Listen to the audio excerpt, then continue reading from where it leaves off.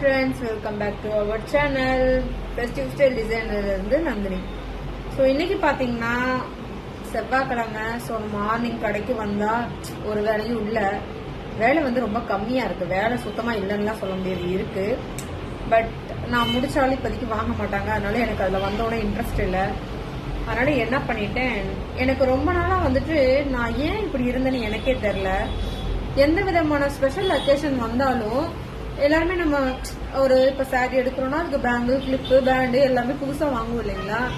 But நான் வந்து ரொம்ப நாளாக இப்போ ஒரு ஃபங்க்ஷன், இப்போ தீபாவளிலே வச்சுக்கோங்களேன், சாரி எடுப்பேன், பிளவுஸ் தைப்பேன், அதில் ஒர்க் போடுறது எல்லாமே போட்டுருவேன். அப்புறம் பார்த்தீங்கன்னா பூ அன்னைக்கு முதல் நாள் நைட்டு வாங்குறது எல்லாமே வாங்கி வச்சிருவேன்.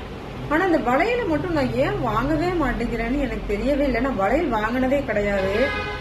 அதே மாதிரி நான் ஒர்க்குக்கு போட்டு வர மாட்டேன். பாருங்க, நான் இப்ப கூட வெறும் கையா தான் வந்திருக்கேன். இந்த கையில வாட்ச், இந்த கையில பிரேஸ்லெட் போட்டிருக்கனால நான் வளையல் நான் அதிகமா போட மாட்டேன்னா, அதனால எனக்கு வளையல் மேல வந்து அந்த அளவுக்கு இன்ட்ரெஸ்ட் இல்லை. இப்ப பார்த்தா சில்க் த்ரெட்ல வந்துட்டு நிறைய பேங்கிள்ஸ் டிசைன்ஸ் எல்லாம் வருது, அதனால வளையலை பார்த்தோன்னா ஆசை வந்துருச்சு. சரி, நம்மளும் ஒரு கலெக்ஷன் ரெடி பண்ணி வைப்போம் நம்மளுக்காக அப்படிங்கிறதுக்காக நான் வந்து இப்ப எனக்காக கலெக்ஷன் ரெடி பண்றேன். எந்த விதமான ஆர்டரும் கிடையாது. பாத்தீங்கன்னா தெரியும், இப்ப வந்துட்டு எனக்காக வந்துட்டு சில்க் த்ரெட் பேங்கிள் வந்து நான் செஞ்சுட்டு இருக்கேன். ஆல்ரெடி 2 செஞ்சு வச்சுட்டேன், அதையும் உங்கள்கிட்ட காமிக்கிறேன். அதனால உமன்ஸா இருக்கவங்க கண்டிப்பா வந்து உங்களுக்குன்னு ஏதாவது ஒரு விஷயத்த வந்து கத்து வச்சுக்கோங்க.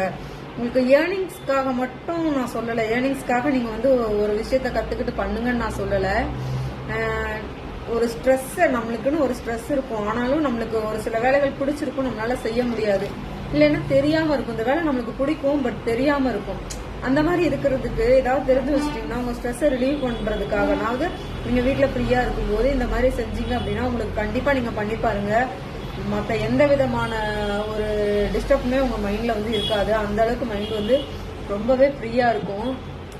இது வந்து வேணா ட்ரை பண்ணி பாருங்க. ஏன்னா ஒருத்தர் சம்பாரிச்சு உங்களால பண்ண முடியுது, நான் குழந்தைங்கள பாத்துட்டு இருக்கேன், என்னால எங்கேயுமே போக முடியாதுங்கிற பட்சத்துல நீங்க இருந்துக்கலாம்.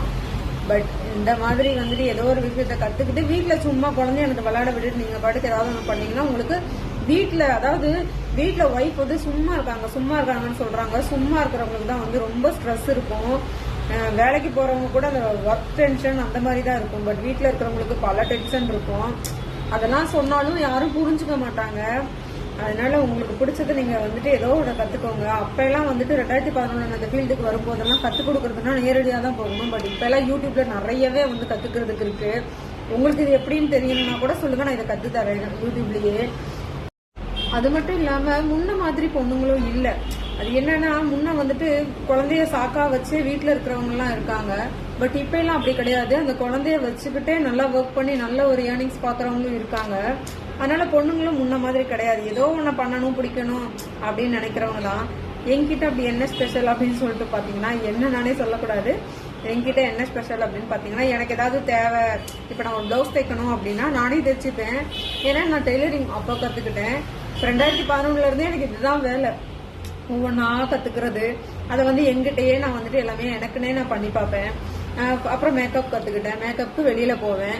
அப்புறம் எம்ப்ராய்டரி போட கத்துக்கிட்டேன். அப்புறம் த்ரெட் பேங்கிள்ஸ் செய்யறதுக்கு கத்துக்கிட்டேன். இப்ப பாத்தீங்கன்னா எம்ப்ராய்டரி, ஆரி ஒர்க், பார்லர் எல்லாமே வச்சுதான் நம்ம ரன் பண்ணிட்டு இருக்கோம்.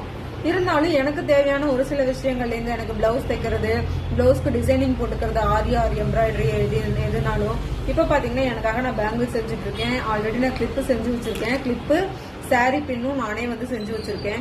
ஸோ இந்த கலெக்ஷன் உங்களுக்கு நான் வந்து இப்ப காட்டுறேன். ஓகேங்களா? இப்ப பாருங்க, இதெல்லாம் பாத்தீங்கன்னா என்னோட சாரி பின்னு, இதெல்லாம் நானே எனக்காக செஞ்சு வச்சிருக்கேன். சரி, எல்லா கலர்லயும் செஞ்சு வச்சோம்னா அந்தந்த சாரிக்கு போட்டுக்கலாம் அப்படிங்கிறதுக்காக இது எல்லாம் ரெடி பண்ணுவேன். ஆனா நான் வளையல மட்டும் ரெடி பண்ணாம விட்டுருக்கேன். அதனாலதான் இப்ப நான் ரெடி பண்ணிட்டு இருக்கேன். இப்ப அந்த 3 வளையல் செஞ்சு வச்சிருக்கேன், அதையும் உங்கள்கிட்ட நான் காட்டுறேன். இது பாத்தீங்கன்னா காயின்ல, இது பாத்தீங்கன்னா நானே செஞ்ச கிளிப் ஐட்டம். இதெல்லாம் இதே வந்து நான் எனக்காக நானே செஞ்சுக்கிட்டேன். ஏன்னா கலெக்ஷன் ரெடி பண்ணணும்னு ஒரு மைண்ட் வந்துருச்சு. ஸோ இதெல்லாம் வந்துட்டு நான் ரெடி பண்ணது. இப்போ அந்த பேங்கிள்ஸ் காட்டுறேன் பாருங்க. இந்த கிளிப் பாருங்க, மெட்டீரியல் எல்லாமே கிடைக்கும், அதுக்கான ஷாப்பே தனியா இருக்கு. ஸோ மெட்டீரியல்லாம் கிடைக்கும். இந்த மெட்டீரியல்லாம் நம்ம ஸ்டோன் ஒர்க்லாம் நம்ம பண்ணது, ஸ்டோன் ஒர்க்லாம் இது மட்டும் நம்ம வாங்குற மாதிரி இருக்கும். பட் நம்மளுடைய கிரியேட்டிவிட்டி தான் எல்லாமே. இந்த மாதிரி வந்து ஒட்டிக்கலாம். உங்களுக்கு பார்த்தா தெரியும் எப்படி வருதுன்னு பாருங்க கிளிப்பு. இப்போ அந்த வளையல் காட்டுறேன் பாருங்க. இந்த பேங்கிள் பார்த்தீங்கன்னா இப்போ நியூ இயர்க்கு ஒரு ஒயிட் கலரில் மீஷோவில் ஆர்டர் போட்டு வச்சுருக்கேன். அந்த ட்ரெஸ்க்காக ஒரு ஒயிட்டில் பண்ணலாம் அப்படிங்கிறதுக்காக. இன்னொரு ட்ரெஸ்ஸும் மீஷோவில் வந்துட்டு ஒரு டாப் வந்து இந்த கலரில் ஆர்டர் போட்டிருக்கேன். ஸோ நான் கண்டிப்பாக உங்களுக்கு வியர் பண்ணி காட்டுறேன் அந்த ட்ரெஸ்ஸும் இந்த பேங்கிள்ஸும் எப்படி இருக்குது அப்படிங்கிறதுக்கு. அப்புறம் இது பார்த்தீங்கன்னா ஒரு பர்பிள் கலரில் வந்துட்டு ஒரு ரீசன்ட் சாரீ நெட்டட் சாட்டின் சில்கில் நெட்டட் ப்ளவுஸ் வரும். அந்த சாரீக்காக இந்த சில்வர் கலர் காயின் வச்சது நான் வந்து மேக் பண்ணியிருக்கேன். ஸோ எப்படி இருக்குன்னு சொல்லுங்கள். இந்த மாதிரி உங்களுக்கும் வந்து தெரிஞ்சுக்கணும் அப்படின்னா நம்மளை வந்துட்டு சப்ஸ்கிரைப் பண்ணிக்கோங்க. தேங்க்யூ.